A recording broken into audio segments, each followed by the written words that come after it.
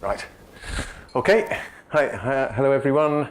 I'm Dave Whiteland from My Society. I'm going to be talking about reusable components for civic tech. So if you were here to hear something else or something more interesting, now is your chance to go and find it. Also, I'm not speaking Bulgarian.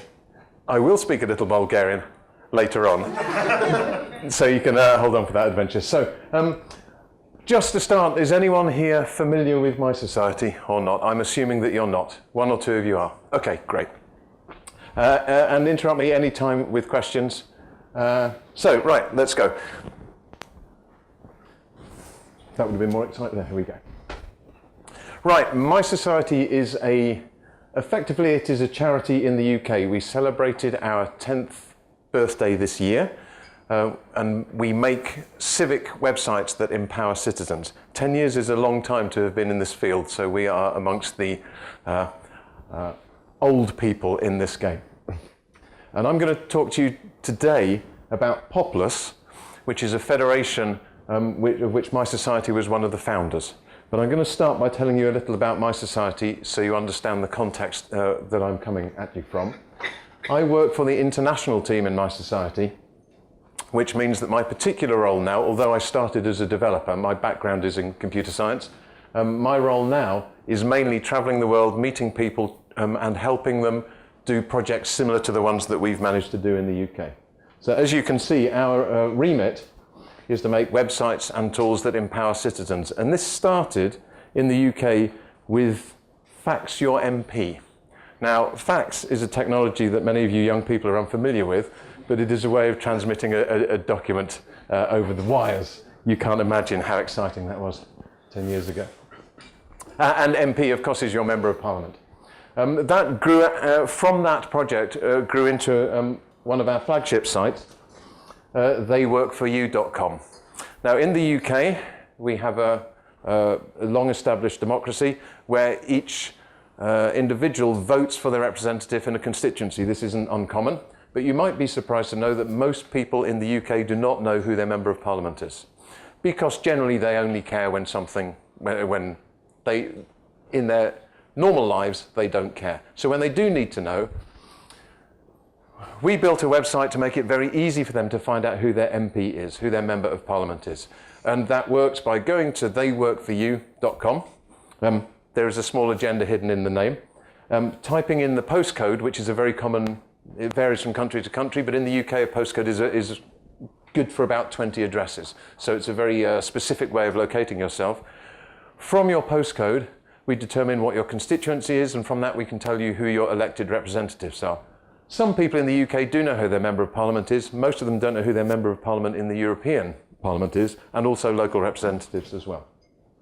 So They Work For You works by parsing the business of Parliament each day, which in the UK is called Hansard. The Parliament publishes yesterday's activity. Used to be as PDF, now it's HTML and even some XML. That is how forward-thinking our Parliament has become. We parse that and turn it into structured data. Already this is boring for most members of the public, but some interesting things come out about this. I've mentioned the first thing is you can put in your postcode and we'll tell you who your MP is. That in itself is only of mild interest. What's more useful is because we've been parsing the data, we can tell you how your MP has voted. We can look at the whole voting history of your Member of Parliament. And we do this by parsing the activity of Hansard includes voting, results of votes. And actually the UK Parliament doesn't publish this as digital, but whenever there is a vote, a good example here is issues regarding the Iraq War. We notice every time there is a vote held in Parliament on that topic. We analyse the votes, the actual thing that the MPs are voting for, yes or no, which is often in language which is quite hard to understand for the public. Identify whether voting yes or no is for or against the Iraq War and compile it into these categories, making it very easy to see the voting record of their MPs. This is a great example of structured data suddenly becoming useful. The other thing about this is because we know who said what in all the activity of Parliament and future business as well, we can also set up email alerts so that you're notified whenever something you're interested in comes up in the business of Parliament. And every morning we send about 30,000 emails to citizens in the UK who have subscribed to this service. The reason I'm showing you this is because this is the consequence of structured data. That information was already out there. Parliament thought they were publishing it, because they were, but until you put it in structured data and make it useful, you don't start to get a measure of how badly people want to use this. A simple example, I get an email every day telling me what my Member of Parliament said yesterday. That's something that I just skim on, but whenever something interesting comes up, I notice. Alternatively, if I was particularly concerned about fox hunting or badger culling, things which, you know, in England we care more about our animals than our people, I can be notified of that. Of course, we digest it. You only get one email a day through this service. And I mentioned earlier that most people don't know who their Member of Parliament is in the UK. What this really is indicating how structured data makes even an apathetic population, it starts to affect the way that they behave and what they know about what's going on in their society. Here's another website that we are well known for in the UK, FixMyStreet, for reporting potholes and broken street lights, graffiti, dead dogs, fallen trees, all kinds of things. The reason this exists is ostensibly because most people in the UK see a problem, but they don't know who to report it to because it will be a district council or a town council. Soon as they have that dilemma, I don't know who to tell, I won't bother. That's generally how engagement in society works. This goes on to... I'd like to talk about the interface here as well, because there's quite a lot of interesting design stuff that we've got in here, but I'm not going to. You click on a map and you report the problem. That's fundamentally how it works. We then send that problem to the right person at the right council. When we started this project, we crowdsourced contact details for every council in the UK. There are a lot of them. And we did not ask permission of the councils to do this either. Now, we don't particularly care about how smooth the roads in the UK are. That is not my society's remit. What's really going on here is we're taking a pinch point of frustration in people's lives, that pothole, every morning I go over it, and we're turning it into civic action. We're getting people, making it very easy for them to make a report to authority. And what happens, of course, is when the pothole gets fixed, and it will be fixed because the councils are busy fixing potholes. That's really, they've got teams doing that. There's a perception that my pothole hasn't been fixed because the council doesn't fix anything, which is very wrong. What's actually going on is the council is very busy fixing potholes. They haven't got round to yours yet. Maybe they don't know about it yet. When your pothole is fixed, FixMyStreet tells you, and suddenly you get this feeling that I complained, I contacted authority, and something good happened. And this is the start of a very gentle slope of teaching people that engagement with authority is not futile. It's actually a kind of microactivism. If you want to be a bit technical about this, at that point we can also cross-sell our other services, such as, have you considered writing to your MP, or do you follow what they're doing? And we find that the civic engagement, which nobody thinks they're doing when they're reporting a pothole, it is the start of that process. So really, our engagement in this is fundamentally because it is empowering people. The authorities are already in place to help them, but there's a communication issue as part of it. There's another part of this, which is actually the councils feeding their work back to people, which is again, a topic for another discussion. It's not just about helping citizens. It actually, part of that correspondence is helping authority talk back to the citizens. Here's another site we run called whatdotheyknow.com. Some of you might be familiar with it as Alavatelli. This is a freedom of information site. It makes it easy to make a freedom of information request because we have over 15,000 public authorities' contact details in our database. If you want to make a request, we make it very easy for you. Normal people don't want to do this. Why would you want to do it? Most people don't know about freedom of information. Here's an example. The university up the top of the hill where I live used to experiment on animals. So I could ask, have you been experimenting on animals? I'm writing to ask. This is a real example that somebody did. In the UK, they must reply within 20 days with an answer or have a legal exemption for not doing so. Our site automatically sends, this is a hamster. Why hamsters? Thank you. That came out of my mouth, you see. It's a bilingual presentation. So here is the response from the university that they were experimenting on mice, rats, and hamsters. The key thing about this, our website sent the request on the behalf of the user who just filled a form in. The response that came back from the authority we have automatically published on the web, and we also SEO the heck out of it. So really, the way this works is when somebody says, are they experimenting on animals at the university at the top of Dave's Hill, which is Royal Holloway, nobody goes to our site to look for that. They go to Google. They ask them Google, and Google sends them to the response page on the Freedom of Information website. So we're automatically publishing the response of these things. Of course, the source code is open source, and we make it available as the Alavatelli platform. I'm going to talk a little more about how we make things available. Right, so the point about that is because we've been running this for quite a long time, it's easy to imagine that these websites are simple. Particularly FixMyStreet is a great example. There is a lot of really cunning user interface design and process hidden in FixMyStreet, which actually, you know as nerds, is really embedded in the code. If somebody takes the idea and copies it, and we encourage people to do that, it's very common that they just see the front and they don't understand some of the design principles that have gone into it. I'm going to come back to what this means, but the key thing is, more than just code driving your programs, code from good projects actually has experience embedded in it as well, which is what the reusable thing that I'm about to talk about. So, My Society and Fundación Ciudadano Inteligente is a group like us in Chile, in Santiago, created Poplus, which is a federation of people making tools like this with a particular agenda. And the agenda is about, I should interrupt this and say, this is a dog. This is actually the head of security of Fundación Ciudadano Inteligente, called Fiera Feroz. This is the kind of websites that the group over there have done. They've done good work, particularly on election-based websites, which is when a lot of the civic coding matters. And at the start of this year, we had a conference in Santiago where we had representatives from about 26 countries turn up to kickstart this project. Right. And I'm going to show you the three things about what this is all about. The first thing is some examples of the kind of thing that we think this can help with, why we're doing it, and how we're doing it. So I think this one is the interesting thing. If you've tried to set up a project like this, like FixMyStreet, or a local thing tracking the business of your local council or anything, in general, the big problem in civic tech is there's not a lot of money in it.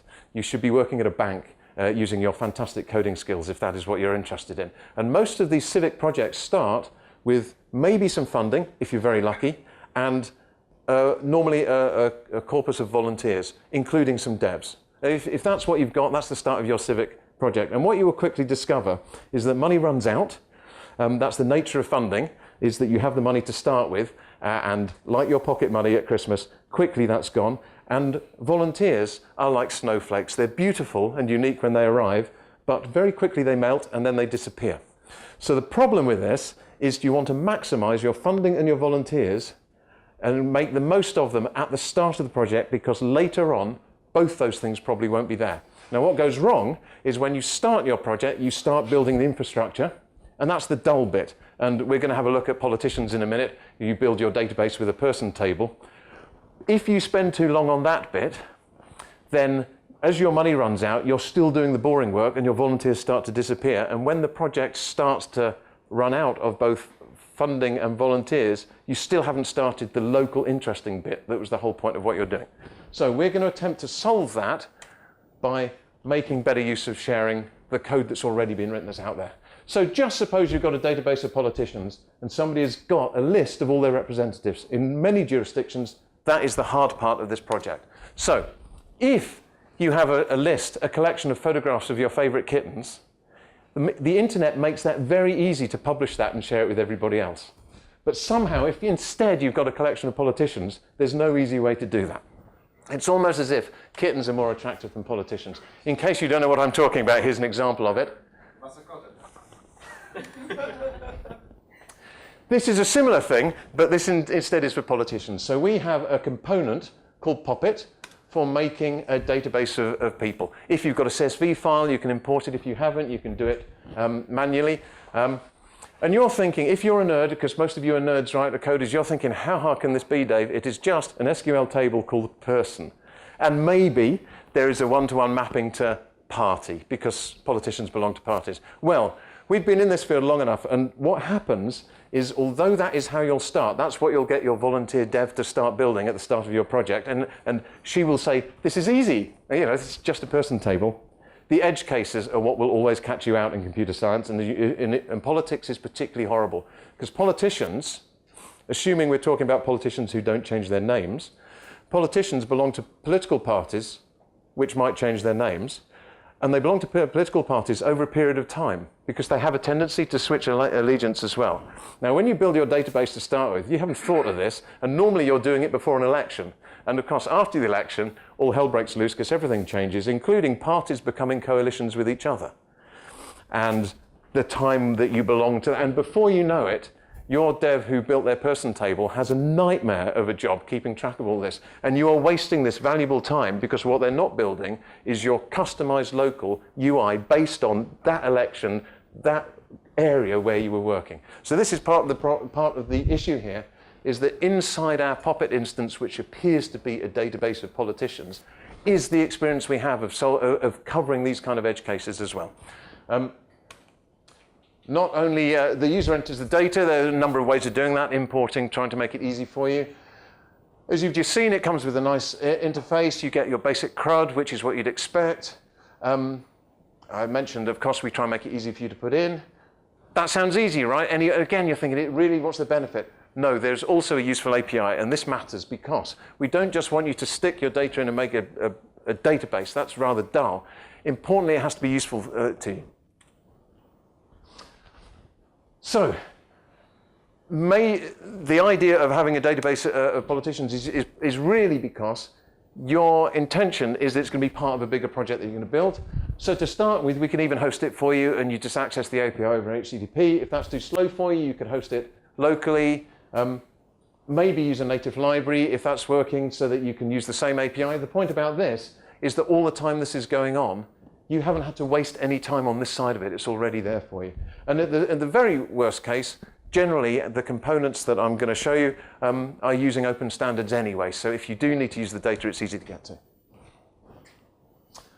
So I've just told you about Poppet. Here's another very simple example, which is Mapit. Given a point, return the areas containing it. When you click on FixMyStreet on the map, that's how we determine which councils are responsible for that area. We're running one locally, we're running one automatically loaded with the OpenStreetMap data. So for example, this is Sophia. This is the OpenStreetMap boundary data. The point is, you put in a point, I've lost the URL, sorry, you put in the point, and you get back all the areas it covers. This is relevant if you're running FixMyStreet and you want to know which council is responsible for this area, or which constituency maybe the voter is in. Mapit is providing this API, but also it's beautiful for humans to look at, but that's not really interesting. What's really interesting is that... Ooh! What's it? And this is without the .html on, you're getting JSON back. So this is fundamentally, this is how we determine who your MP is, or which council is responsible. So that is a standalone component. Here's another one. Everything that you can and cannot do in your life has been decided in a meeting by more powerful people. And the big problem is, for example, you're not allowed to park there on a Friday. You're not allowed to do this or do that. And one of the big problems in life is that the transcripts of those meetings, often you can't see, get to, or importantly, share.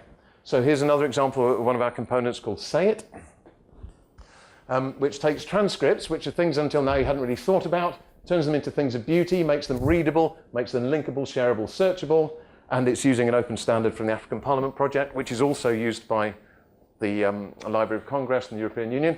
So, how am I doing for time? Right, okay. This is the Leveson Inquiry, which was a parliamentary inquiry in the UK, which you may not have heard of. It was a big deal in the UK, but you will have heard of some of the people who were involved in it. It was a parliamentary inquiry into press freedom, and it came about because of the case of a missing and subsequently murdered schoolgirl called Millie Dowler.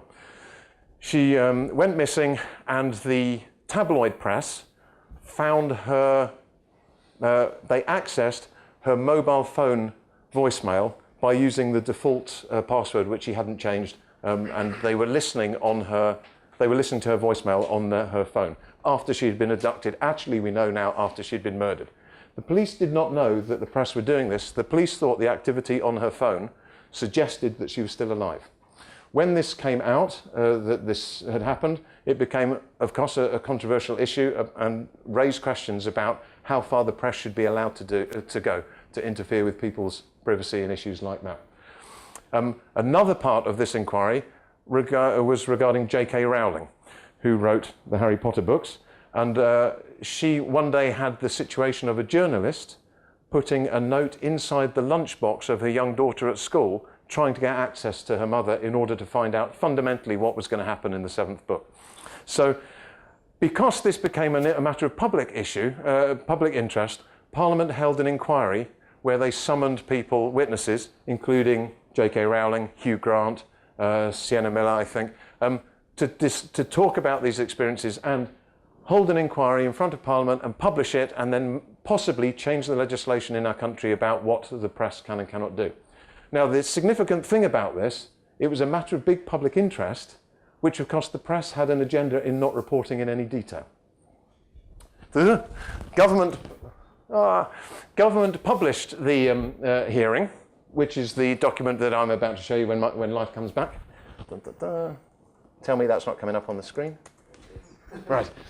Okay, this is how the government published it. This is a PDF. You'll see it's beautifully each page is broken into 4 pages, which makes it horrible to parse if you're a nerd, if you've ever done any PDF parsing. It's actually hostile to human beings to read this kind of thing as well. It's almost as if it's been designed not to be read.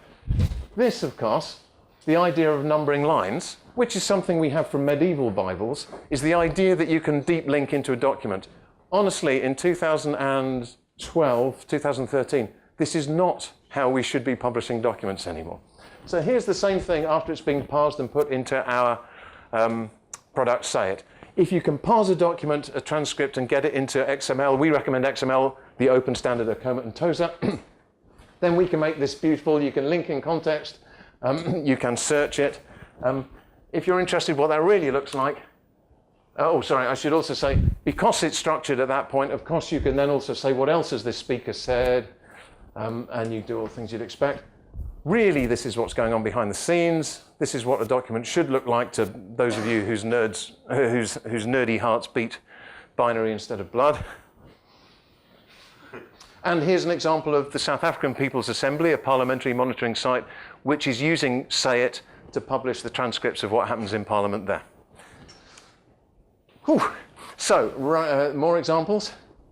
I've shown you Poppet for database of politicians, SayIt for transcripts, Mapit for areas, WriteIt, a simple component for sending emails to people. For example, if you have a Poppet database of politicians, then the WriteIt component sucks those out and makes it easy for you to send emails to them. VoteIt is for tracking votes inside Parliament. One of the volunteers working on that particular project has the agenda of making a website that contains all the information of all the votes of all the Parliament in the world on a single website. And when asked why, he said, why not?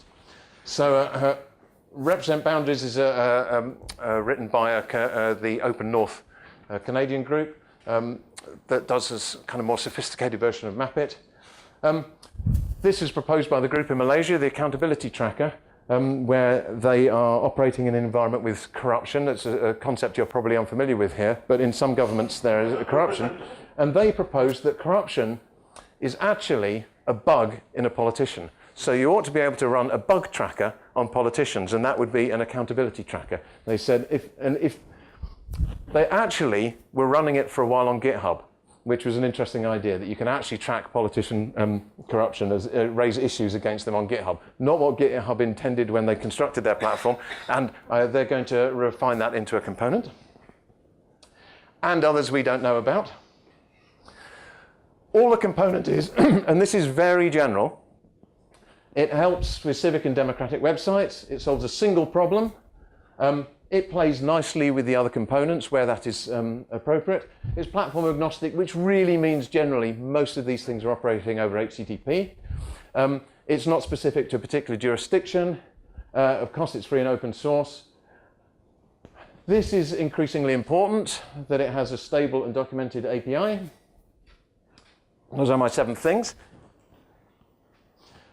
Because what we have learned is open source is not enough. It needs to be documented. This is actually what I've ended up doing at my society more than coding. More than documentation, you need to be part of a community. It's not okay to find some dead code that's well documented and then be struggling on your own to deal with it.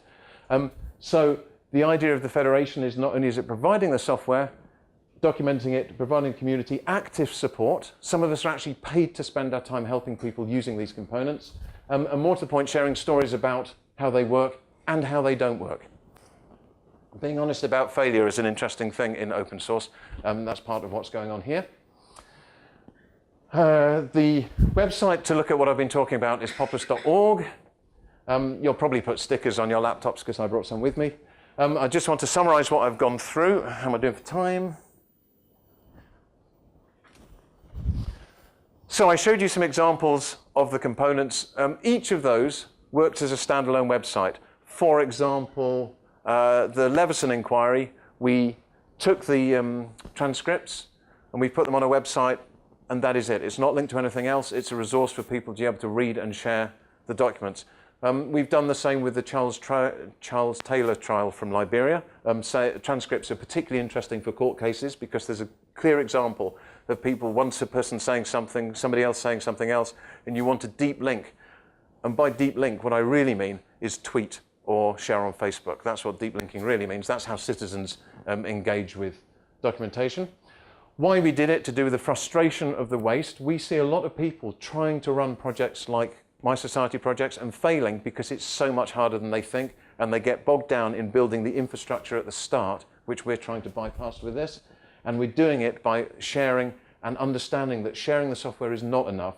Finding a repo on GitHub is not the answer to your problems. It's the start of your problems. And if that the repo links through to a bunch of people who are actively welcome to see you and trying to help you, we think that can make a difference. This is the URL to get involved. If you are really sad, you can join a committee, but actually, rather than join a committee, we would love you to just join the group. It's a Google group. Lurk, say hello, but just watch what's going on as people chatter. What's going on here is not just the people who write the software, but it's the people who are using the software or people who want to use the software talking to each other as part of the community. That is just about on time. That was everything that I wanted to tell you, with some examples still to go, but has anyone got any questions? Yeah. Hello. Yeah. From one of the first slides, Yep. I saw a politician voted strongly. Yep.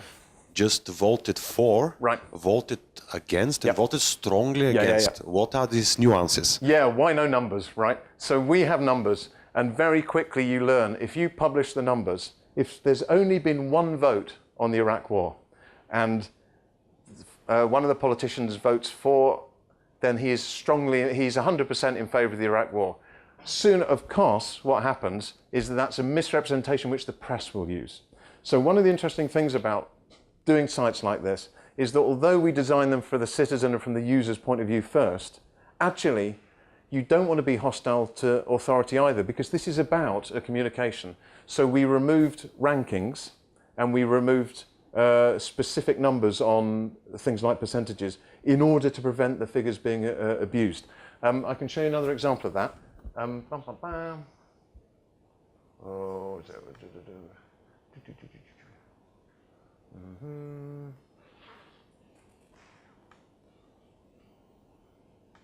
So if I go to they work for you.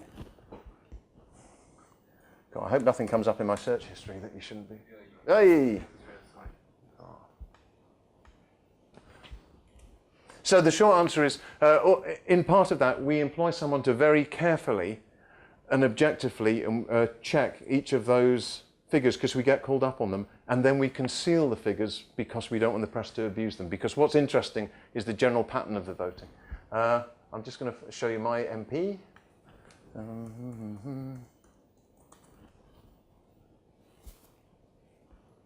Dun, dun, dun, dun, dun, dun, dun.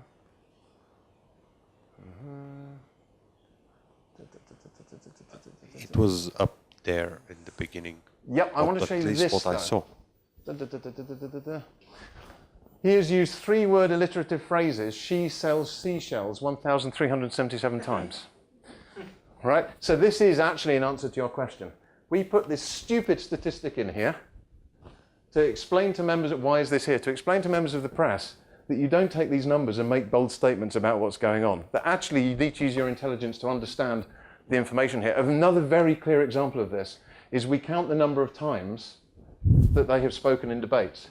There are very good reasons why some politicians do not speak frequently, because they are engaged in maybe really good work in their constituency or whatever. So we are cautious with all these figures to say, if you just publish figures, particularly league tables, be very careful with league tables, because they're so open to abuse by people who don't understand statistics. So.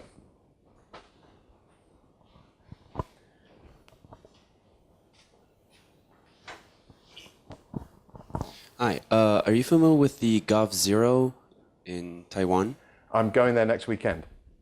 Yes. So Gov0 in Taiwan are a fantastic civic hacking group.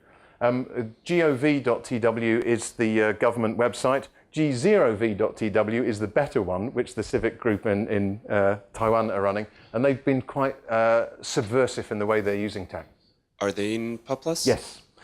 CL, one of the main people from the Gov.Taiwan group, was at the Poplus conference in July. Yes. Anybody else? Anton, I am familiar with you. Are you going to ask me in Bulgarian? No. Is it a dog, a cat, or a hamster? We tried here to use Poplus. So our civic group tried to use Poplus.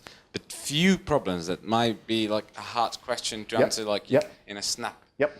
But one of them is, okay, we have a website, but we don't want just to show MP information. We want to mix them up with something else. Yep.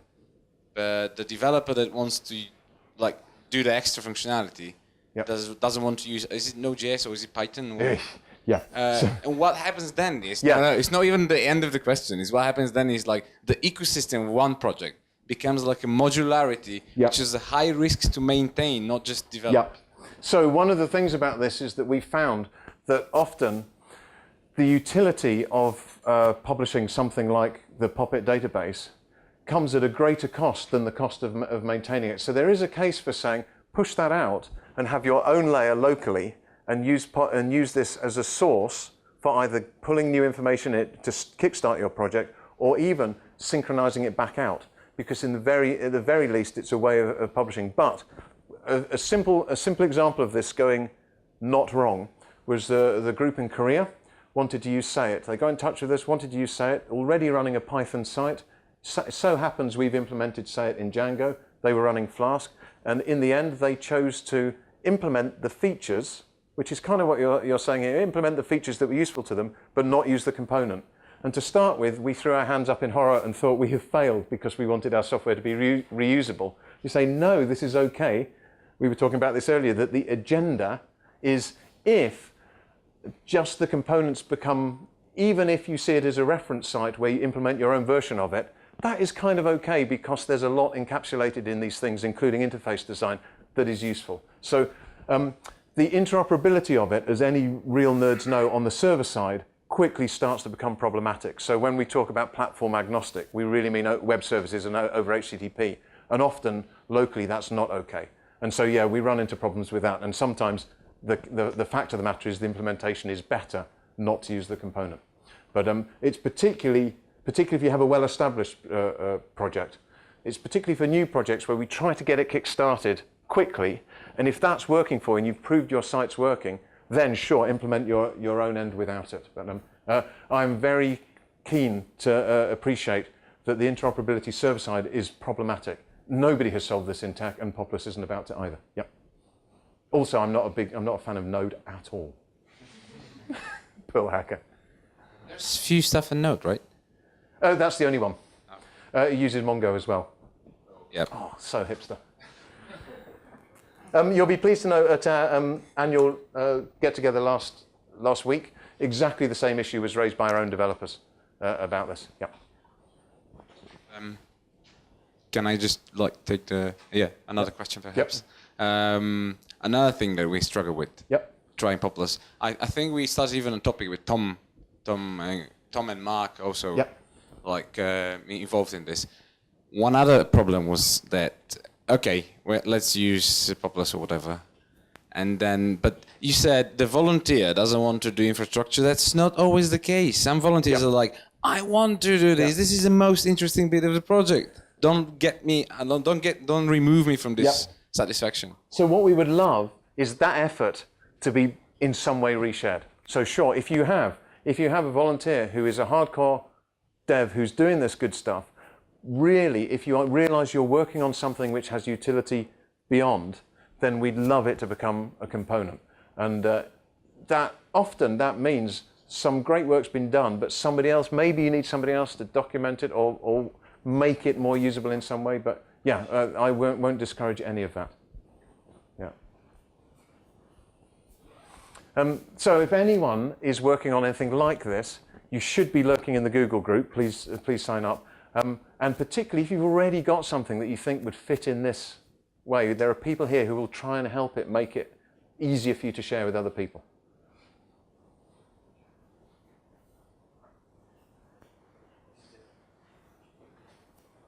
You asked a question? Yeah, I'll take questions. Sorry.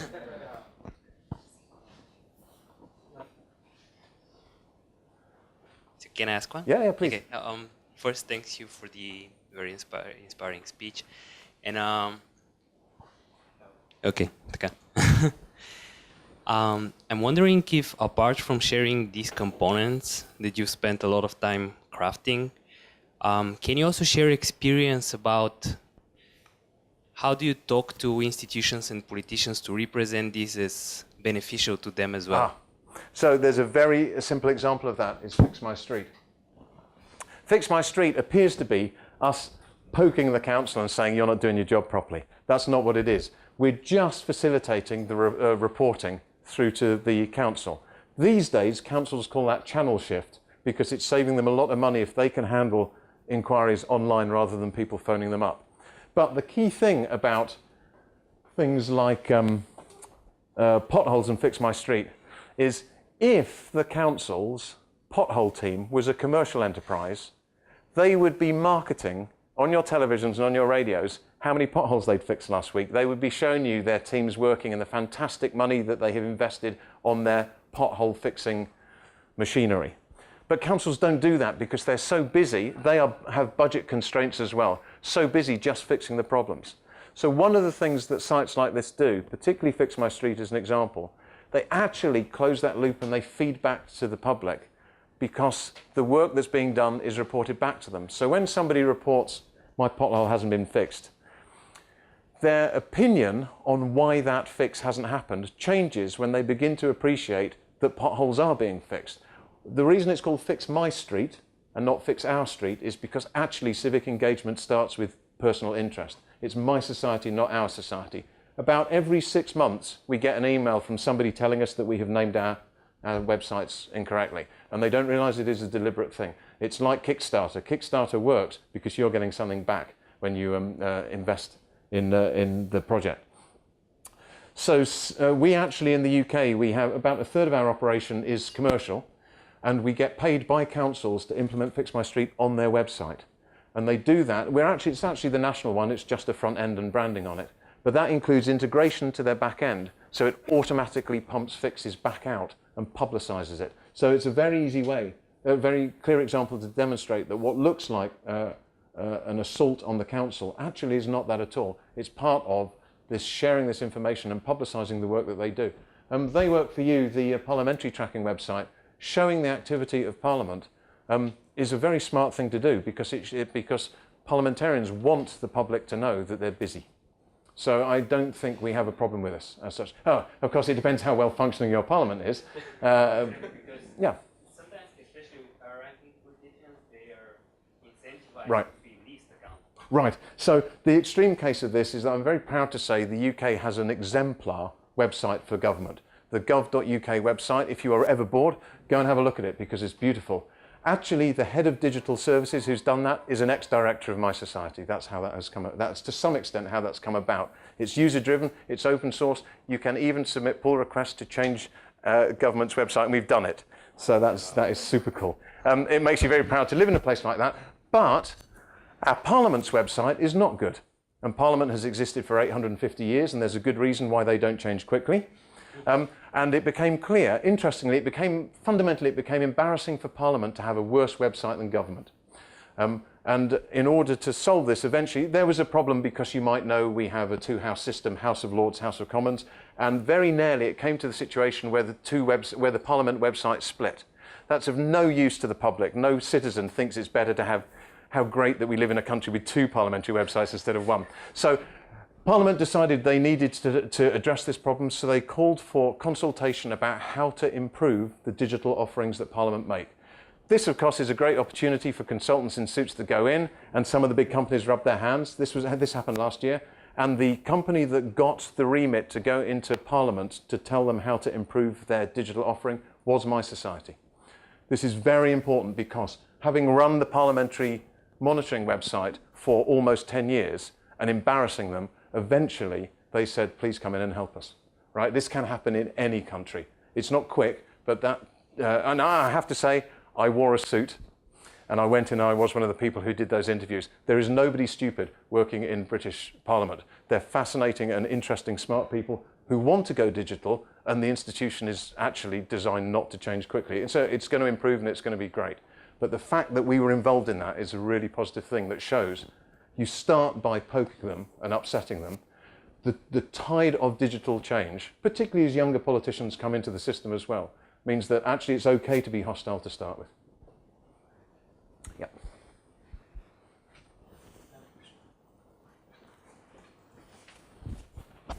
Hello. I was wondering how, in the context of FixMyStreet,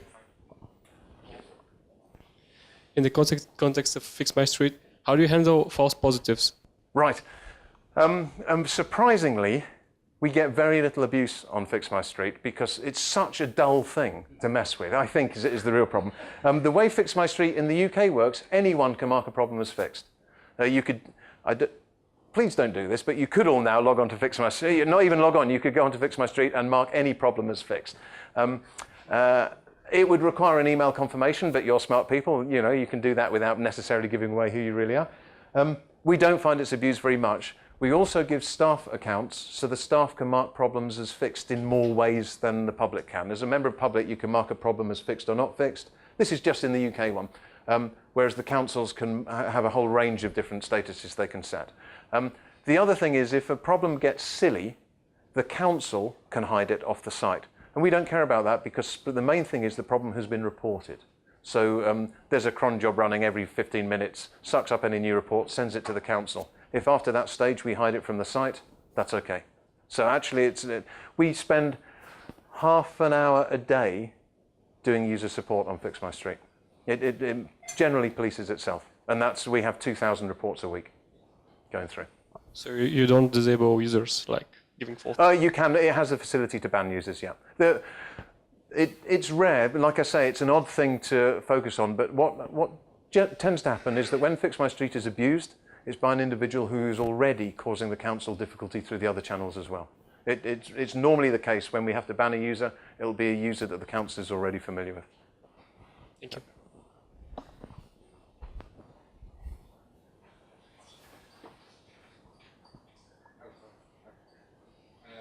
Still, yes, another problematic question, Poplus. So, the first time we looked at Poplus, yep. We thought, oh yeah, great, wow, well, like everything's sorted out, we probably don't need anything else. And then, wait a minute, there's no data miners in this thing. You have to write the data miners that they get the data and transform them into XML, and then use the thing to actually display most of it, for example. Yeah, so what we... No, I mean, my question is not that, why do you not have data miners? My question is, maybe when you said better documentation and so on, it could be like disclaimer, there's no data miners, you have to write it on yourself. The classic example of this is the SayIt transcripts, is that often if you have access to government transcripts and they're in PDF, And we've said, all you need to do is get them into XML format, and then we will absorb it. All you need to do, parsing, if any of you have spent any time parsing, it is a beautiful way to grow old, because what starts off as, you think, how hard can this be? Ah, beautiful soup, they've solved this problem. So you use a library, and then it turns out that you have two problems. You have the problem of natural language parsing, which starts to sneak into it. And then often, depending on the nature of the transcripts, but typically PDFs coming out of governments have not been designed with any good structure at all. So yeah, the reason that Poppet exists, for example, when I use the example of Pinterest showing, or Tumblr showing cats, is because actually we identify that acquiring the data is the hardest part of it. And there is an issue here that actually getting your paws on the data is not enough. It's actually being able to consume that data in some way. We've had a recent disappointment. We had some data from the Colombian government that would have been great to acquire, but the problem of parsing it, soon as it strays into, it becomes computer science basically. There's no clear way to identify when a speaker has stopped speaking and another one's taken over if it hasn't been well recorded. Any of you who've done any parsing know this is a bit of a nightmare anyway. And the solution to parsing is always crowdsource. So hopefully a component will emerge for helping doing that kind of work. Yeah. I'm happy for Anton to ask these questions because the standalone sites are beautiful and easy to show, but we are not unaware that actually the problems, this is a difficult problem. If it wasn't a difficult problem, the civic hacking scene would have finished by now and all governments would have been copying them. It's a hard problem. In fact, let's say the great example is in Taiwan, where they were scraping some figures off a government website, and when the government realized they were doing it, they replaced every number in that table, we're talking HTML table here, with an image with a number in it instead, just to thwart them. Unfortunately, they had automated that process, so obviously the Taiwanese hackers had no problem because the fonts were all the same, just doing a simple image recognition and sucking them back out again, at which point a stalemate was agreed, and the government put the figures back in the tables.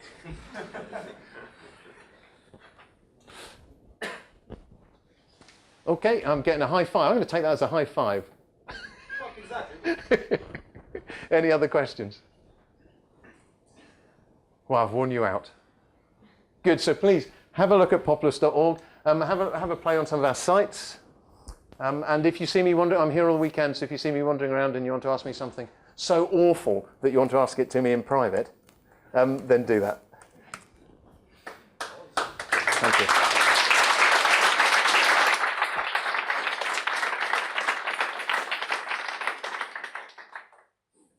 Thank you.